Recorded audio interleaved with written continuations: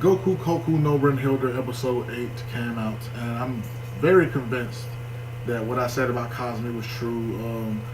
I said that she might want to have a kid. I don't know if it's to that extreme, but I think she wants to experience the adult life as soon as possible because of the limited amount of time that they may have due to the lack of pills. You know what I'm saying? Because in this episode, she goes over to his house and she like wants to have sex with him right then and there, and I'm just like, why is this so important to her? And he says it, and she was like, do I need a reason? I'm just like, yeah, like, no, you don't need a reason at all. But I'm like, yeah, I think she just wants to experience this life because she could die within the next month or so. You know what I'm saying? So I'm thinking that she just wants to experience life or the joys of being an adult. You know what I'm saying? Like right away, because I think she's 16 in the show, right? And at the age of 16, you're considered an adult in most cultures because you can get married legally and all that shit. So I think she wants to experience being an adult while she has time left, and that's quite sad, actually, when you think about it, man, because she's only been alive for 16 years, and she has to squeeze all of like what it means to be an adult in that small time frame, and you know what I'm saying? Like, I hope none of them die. I mean, I know that's a bit unrealistic because this is, you know, an anime. Characters die, you know what I'm saying? And especially this type of anime, so I know it's a bit unrealistic, but at the same time, Murakami is coming up with a lot of things to try to keep all of these girls alive. So his effort is leading me to believe that something good might come of this, but at the exact same time, I know how anime works. You know what I'm saying? Not to say that his efforts are going to be in vain, because someone's going to pull through from what he's trying to accomplish, but all of them won't. I don't know who's going to die, but someone is going to die out of that crew. You know what I'm saying? And I don't want it to be Kazumi, but if I had to take a guess, it would be her. You know what I'm saying? Especially because up until this point, we haven't seen any other witch who has a power like any of the other girls. But Kazumi herself even said that, yeah, she has the same type of powers that I had. Now, that other witch did die, but it's some who has the same powers as Kazumi, which is to hack computer stuff. So her power has already been shown to be replicated more than once. So I'm just kind of like, fuck. Is she a fodder character? Is she going to become relevant in the end? I don't want that to happen, because so far out of all the girls, she's my favorite one because she has the most personality. For the most part, Kuroha is just kind of like, you don't really know, because she has the whole that tsundere shit going on right now. She's just like, oh, I'm kind of detached, but then I care, but then I'm shy and bold at the same time. She has that weird shit going on. So it's like, it's not that I dislike her character. I like her character. She just has no personality right now. And Katori is like the dumb one. So even though she's not dumb, she's like the bubbly character. She might have more depth to her character later on, but right now she's just kind of bubbly. And Kanda, for the most part, she doesn't really have, she has a personality, but because of her face is expressionless, I can't really gauge it for the most part. So it's nothing to me. So out of all of the females, Kazumi has the best personality. She has the most personality. She's the character who I kind of rock with the most as far as that shit is concerned.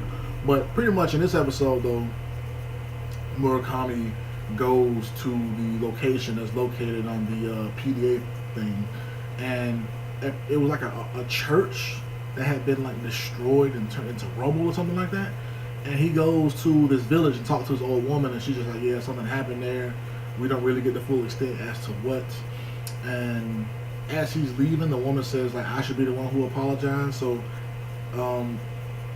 I think she is the one who called the police on him, because the police show up and he even says, did the woman call the police on me? Was she the one who reported me? So it probably was her.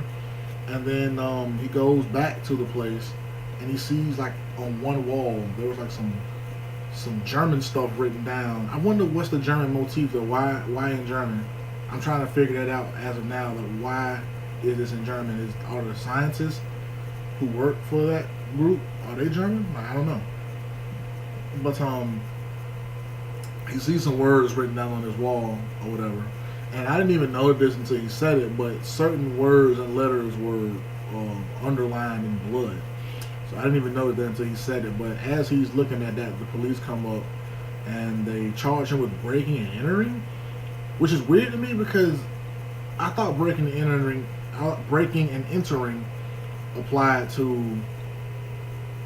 well, one, private property, first thing, but two, like it has to be like an actual thing that you can break into, right? Like I can't break and enter into like a park, right? I couldn't do that, right? You know what I'm saying? Like it's a park, I can just walk through it. So that was kind of weird to me. But they arrest him, and as he's about to get arrested, Kuroha pops up and she just kind of blows everything up, and then Kazumi disables the radios so they can't call out, and the police chief just jumped on top of Murakami. He was choking him. See, and that confused me too because I was like, is this guy in on that organization? Because he's choking him. So what would be the point of choking him? You know what I'm saying? But they under the impression that the people who got those rings on their necks are terrorists. So I guess he assumed that Murakami was working with the terrorists, so he chokes him, and Kotori switches places with him, and he has his hands tied up, you know, to a tree or whatever. And it turns out that Kana had a premonition that Murakami would be killed there. He would be shot by the police as he was running away. And then they all come to depend on one another, and you know they just, you know, heighten their relationship with one another up. So that's kind of what happened there. And then I want to say the chief, his name is Ichijuku or something like that. Ichijuku, he's the leader, I think. But his second in command, I'm assuming, the guy who always walks in and out to tell him the numbers and to tell him about the success or failure of a mission. He comes in and he gives him a report, and then that same guy, I don't know if they said his name or not yet, so I apologize, but he goes to the police station and he's questioning the police about what they saw, and then he brings in this girl who was just like super covered up. I apologize about this. Hello? Alright. Like, when I saw how covered up that girl was and the type of outfit she had on, I was like, yeah, this is the creator of Elfen Lied or Elfen Lied, however you want to say it.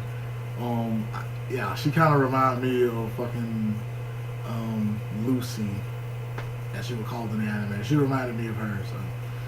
But yeah, like, he brings her in and he uncovers her hood, and the story that the guys remember was that they were just chasing a kid and he got away. That's all they remember. Nothing about the witches, nothing about anything else. So it's obvious that her power is the power of mind manipulation, or she is like a living organic version of that thing that they use, the Flash thing that they use in Men in Black. She's like a walking organic version of that. So, and then after that though, that guy drives that girl to some town, and he lets her out, and she takes off like all that shit that she had on, and she like opens her eyes in the town, and I don't know exactly what she's doing, but yeah, it looks like she might be able to pinpoint Murakami's and them's location due to looking through everyone's memories, it seemed like. And if so, that is a dangerous power to have, and that's how the episode ends. So I thought this was a great episode, man. Like I said, though, man, I'm starting to get nervous though, man, because it seems like somebody's gonna fucking die, and I don't want that. I don't want anyone to die. Let me know what you thought about this episode, man. Let me know what you think about the series as a whole. Who is your favorite witch right now out of the 4 that we've gotten the most acquainted with? Is it 4? No, it's 3. Fuck, what am I talking about? Out of the 3 that we've gotten the most acquainted with, who was your favorite witch? Okay, it's 4 characters. Okay, fuck yeah.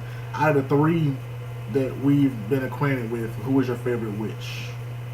Let me know what you think about that, man. Batch Stampede signing out.